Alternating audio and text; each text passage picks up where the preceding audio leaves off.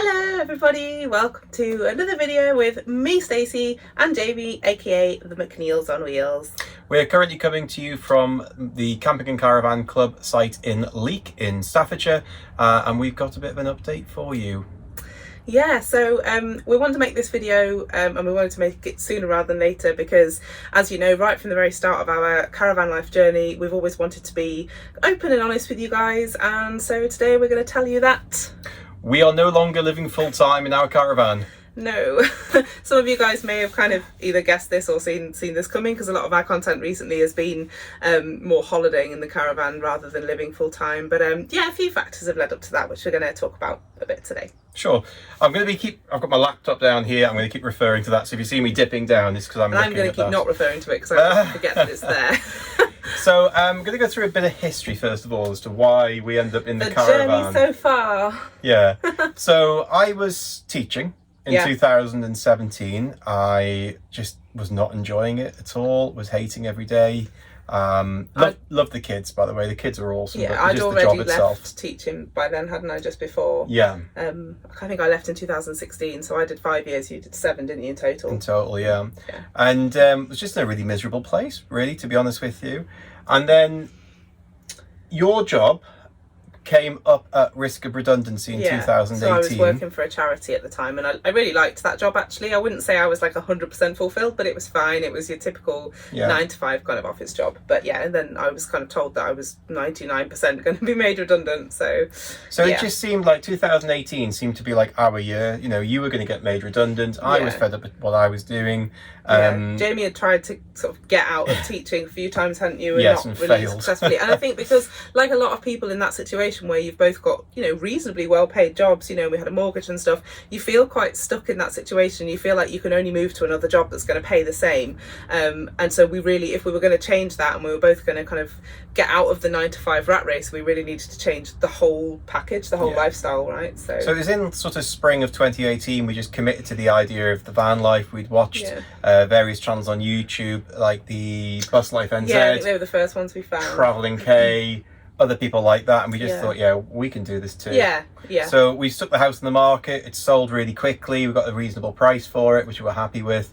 And set off in August 2018 into the unknown largely. Yeah, we were so naive as well. Like, looking back now, it's really funny because we didn't have a plan at all. We just knew we didn't want to do what we were doing, and we knew we wanted to travel a bit, see a few places, adventure. Like, the main thing was getting more of our time back and stuff like that. So we really didn't have a plan, but things kind of fell into place for us a bit, didn't they? Yeah, we started working on the caravan park in which we were staying, and the first 2 seasons of that worked really well. Yeah, and we've got videos about being wardens and stuff, which you can check out on the channel if you want to kind of have a look at what we got up to. And we enjoyed being wardens. It was good. It was nice. And the park we were on didn't have quite enough hours for both of us, so you did the majority of the warden work. I helped out at times and also worked in pubs and places like that as well. So it was a good way of sort of easing out of one career and sort of giving us some time and space. Yeah, it worked well. And then 2020 happened. Yay, 2020.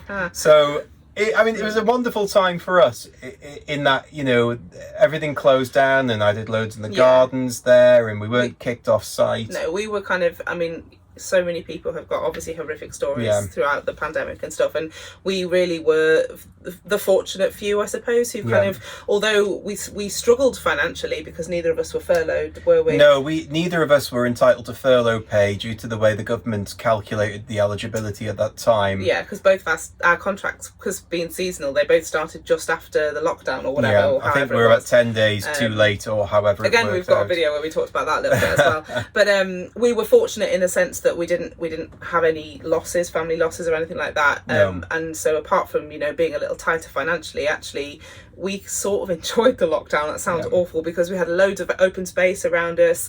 Like Jamie said, he worked in the garden. We we played with the dog loads. We spent just time together doing stuff, didn't we? And it was actually a really nice time for us. So although we were really financially up against the wall, we weren't spending anything though, right? Yeah, we weren't spending anything. So it was fine. So when things did reopen in 2020, I went back to the pub, you carried out the campsite. And it was like the most mad summer ever at the campsite. Like, literally, I mean, you guys know Britain just took off as a destination for camping and caravanning. Oh my goodness me, every day was like bank holiday. Yeah, so it was it was a short season, but it was a very intense season. And because it was a short season, we didn't earn what we needed to earn, basically. So we still had a bit of a black hole in our finances from that. In early 2021, I started working at the vaccination clinic. Yeah, we'd basically had the sort of the winter and stuff, and we'd got to a point where finances were really dwindling. We've been staying with family, which is nice. We had to throughout the lockdown because we couldn't be on the campsite. And we just got to a point where, and your hours at the pub were starting to be really quite annoying, weren't they? Yeah, because again, there was a winter lockdown again, wasn't this? I've jumped ahead of myself here, haven't I? So in the winter of 2020 into 2021, that was the winter we rebuilt the front end of the caravan because it was leaking. Yeah, you guys will know about that because of our entire series of 11 videos or something on that? That was something crazy. Check it out. And I was working at the pub at the time, and in between lockdowns and everything else, and the hours and the uncertainty there, again, it was just frustrating. So I just wanted, after the caravan rebuild, I just wanted to earn a good wedge of money and know what we were getting in. Early 2021. Early 2021 I started working for the vaccination clinic. But that winter was also really good for you as well. Yeah, it was. Because you started painting. I'm not a painter. But I'm a very impulsive person, and I just decided one day while I was at my mum and dad's house, because my dad used to do watercolour painting, so I was like, I'm going to give that a go. So I ordered myself some $12.99 watercolours from Amazon, and all I could paint was a sky. Literally sky, stars, moon. So I painted that, and then progressed to putting a little fox character on, and I started by accident completely a little movement, didn't I? And this is kind of, it's really crucial, this part, because this is the crux of the change, right? The birth of your business. So effectively what you did is you painted this lovely picture of a fox under a moon with starry skies, and you put some really nice words to it, and you popped it out on Facebook, and it went a bit viral. And eventually what it's developed into is this book called Fox Under the Moon. So it's kind of like, you've probably seen this in other videos, I won't bore you with it, but it's basically like just individual illustrations. This is kind of a picture book for adults, not kids, and it's basically just sort of words of wisdom, really, between the character, the fox, who's sort of learning to love himself, and the moon, who's wise, and all the rest of it. And I literally just posted a few, I had a few made into greeting cards and stuff, and posted the images onto social media, and they just went mad, didn't they? People really wanted them, which was amazing. So it started as a hobby, and then very quickly turned into, okay, this could actually be something. And then by the summer of 2021, which was another crazy summer on the campsite, I was actually earning as much from my artwork as I was from being a warden. The demands on your time in the business demanded a lot of your time, and so did the campsite, and it was becoming very clear that if we were to make the commitment to your business, that it could be something that could support. And it's worth saying here as well, like, working for myself, especially in a creative capacity, because I mean, you guys know I do songwriting and stuff, that's on the channel too. It's like, it's a dream for me. I've always wanted to work for myself and run my own creative business, and so the opportunity, or rather to see the opportunity for that in front of me, it felt ludicrous not to pursue that. I mean, that was kind of a big thing in our decision to kind of not carry on as wardens. So it was around about midsummer 2021 when we decided, look, we've done it with wardening. It was really after I launched the book, because that was August, wasn't it? And it went like, it was obvious it was going to carry on being popular. So, and trying to pack orders from the caravan, because I mean I'll drop some footage in now of the mail sacks at the last big run that we had, when we were packing them at your mum and dad's house. It is just too crazy. much. And that was only, I say only, but that was only about 150 orders. Which was, it's not even that many. So anyways, we left Bordua after 1, 2, 3, 4-ish years. But 4 years. So 3 years working there properly, and 4 years total. 4 seasons, haven't we? 4 seasons. At the end of 2021. And we moved back in with your mum and dad. We did. Oh, we are so lucky, really, to have, I know a lot of people might think, oh, that sounds terrible for everyone involved. And actually, it's really not been. It's been really nice spending time with them, but also we're so grateful for them and like the fact that, I mean, they, bless them, they decked out their entire like attic space, loft space, it's not converted loft, just an actual loft, with like shelving stuff and everything, so that I could literally run my business over the winter, which got crazy because of Christmas. So we've been really grateful like for that space. It's not been the easiest because obviously it's freezing up there in the winter, and now in the summer when I'm back and forwards there still packing, it's the opposite. It's like really tropical hot up there, so it's not perfect, but we couldn't have got this far without that space. So hugely grateful to Mum and Dad. And obviously we have like vastly subsidised living, which has also done the finances a lot of good. So thanks. So what was I going to say next? Say something. Just that really. So we've that's what we've been doing. We've been with my mum and dad. Well, we still are with mum and dad, aren't we? I remember what I was going to say next. Yes. So we had intended, come when March came around again, to head off on the road and do what we wanted to do originally, which was the full-time touring. And working on the road. And then a certain war kicked off in Eastern Europe, which sent the diesel price spiralling high, and just your orders carried on being incredibly strong, and we just thought, this is mad. We can't, as much as we would have liked to set off on the road and be that free kind of, thing that we want. It just wasn't going to be it didn't make sense to spend so much in fuel, like on fuel, and obviously, and the thing is as well, which I mean, you guys may have noticed it as well, but campsite fees have crept up over the last couple of years, understandably, I guess, because they're in massive demand. I mean, the caravan and camping and motorhome industry, it has really benefited from COVID and sort of the staycation kind of generation. Oh, look at me rhyming. But that is, again, when we looked at that, because we at the moment we still don't have our solar panel and stuff installed, so we're looking at hookups and obviously all the rest of it. With the fuel on top, we were like, this is really not financially great for us, especially when we've had like 2 years of not earning amazingly, Well, the NHS, that was good. As I was there for 13 months with them, and that plugged the hole in our finances. That left us feeling a bit wobbly. But really, because I was only on part-time hours essentially at the campsite, and then obviously my business topped up a little bit, but really until recently that's not really been a salary. We just decided actually it's foolish to try and do that, and my mum and dad hopefully didn't mind us staying. They haven't said they've minded, so we've been kind of doing that just mainly because of the fuel price, but also because of the business just being too difficult to run from a small space, But looking towards the future, we got a plan. Yes. So because it's a product-based business, Stacey's business. Oh, and we're also doing the caravan stuff as well. You've probably seen those cartoons. We'll put one of those little fancy things up here that tells you about our product. But because they're a product-based business and we want to get out and use the caravan and meet lots of people, we are going to be touring the country, selling our stuff. We're doing a lot of like country fairs, county fairs, markets, like in-person events basically, ranging from sort of like a £5 tabletop stall in a local village way up to like an actual NEC event. So I mean, for example, the next few shows coming up for us are, we've got the Vintage Steam Rally on the Isle of Anglesey, we've got the Shropshire County Show, we've got the Royal Cheshire Show, Devon. We've got the Devon County Show, and then the biggie, which is... The big one for the caravan stuff especially is going to be we're at the NEC in Birmingham in October. Yeah, we're doing the caravan and camping show in... October. We'll put the dates on. We're at the NEC twice, you see. Once for my business, but it's not a public event, so that's why I was kind of like, which one is it? So but we'll put the dates on the screen if you want to come and meet us. And what is totally perfect about that for us is it gives us an excuse to go and tour, because obviously we're not just then touring for fun, which feels like money kind of down the drain a little bit, although it's nice to do because of the fuel. But actually, if we're specifically going for a business event, to sell stuff and to meet people and to broaden our audience and blah blah blah, then it makes perfect sense. And so it's kind of the ideal thing.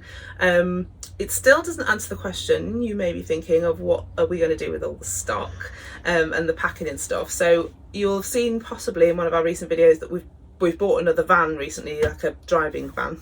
What is it? A Nissan something? Yeah, a Nissan Primastar. Yeah, so that's obviously got space for storing stuff in. And in terms of packing, Jamie can put some footage in because you took some the other day, didn't you? Yes. Of us packing. We can pack a reasonable amount of orders in the caravan because we've got our big packing bench that Jamie made. We didn't know it was going to be a packing bench, but it is. So we can do a reasonable amount. And at really busy times, we're thinking we'll probably end up in some form having a base, which is why we can't now say that we're full-time in the caravan. And whether, I mean, that so far has been my mum and dad's house, which is lovely, but at some point they're clearly going to want they're going to want their house back and their lives back. And so we're kind of thinking that we might get a little sort of base somewhere, a little flat somewhere, probably up north, because that's where a lot of it's more affordable up north. Yeah, as well. and Jamie's a lot of Jamie's friends and stuff from when he was a young lad are up there, and so I know Yorkshire. Well, whatever. I know a lot of them as well, so it'd be nice to have a bit of social life. So I think, and also the chances are whatever we buy will need a little bit of work doing to it, so we can possibly live in it while we do that. And then if we then decide to go off and tour full time again, we can always rent that out, can't we? So, yeah, it gives them some options, doesn't it? Yeah.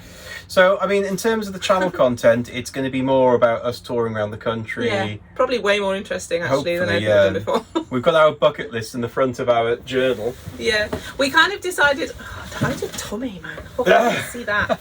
Yeah, we kind of have, like we've struggled over the years to find out what our channel is about, and because here we are. There's our bucket list going forwards. So. Are you about to do a shameless sales plug? No, you carry on. So we've struggled, as you know, to find our niche with the channel and stuff like that. And actually, I think when we're doing more in the caravan that isn't just being wardens and stuff, which there's only so much of that you can share, I think we'll have a lot more to share with you guys. So we also want to just do a bit of video stuff for fun, because it started to feel like we were kind of letting you guys down, and it felt forced for us. So we just want to do some for fun YouTube stuff. Yeah, you can talk now. I think you've covered it. You always do. So the only other thing, I mean, because I don't want to make this video too long, is I don't feel like we've failed in van life. I don't think anybody ever fails in van life. Van life is really, for a lot of people, a temporary fix to get them onto something else. It's always the answer to an issue or a crisis that you're having, and we can definitely say that for us. For sure. And I don't think for a lot of people, probably 90% of people who set off on the van life journey, whether that's a camper van, a converted van, a motorhome, a caravan, whatever, a narrowboat even, is kind of the same kind of thing. I think it's often not forever, and I don't think anything is forever, and I think that's fine. No, I mean, because I was going to call this section "What has van life done for us?" Okay. So. Here's my ideas. It enabled me particularly to get out of a career job I didn't enjoy.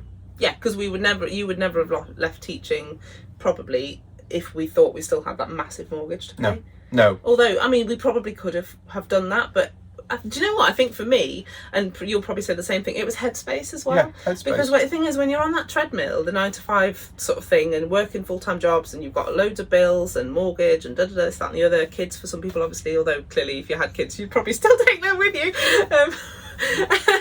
But anyway, what I'm trying to say is that when you've got a lot to think about, you don't have the free head time to think, what do I want to do with my life?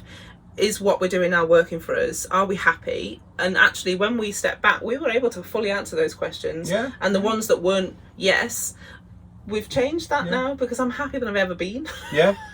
And it's sort of saved our relationship, our marriage is in a bad place back in 2017, well, that was a massive crossroads for us as to do we go our separate ways? Do we carry on as we are? Or do we go forward together into the next chapter and do something better? And we chose Option 3. Option 3. That's why we're sitting here now. Yes. And even after the pandemic, strangely, financially, we feel better about finances. Yeah, I know I was talking about the black hole and stuff before, but with or without the pandemic, because for us that was kind of, it evened itself out, like it is what it is, because we weren't spending as much as we would have been if there wasn't lockdown.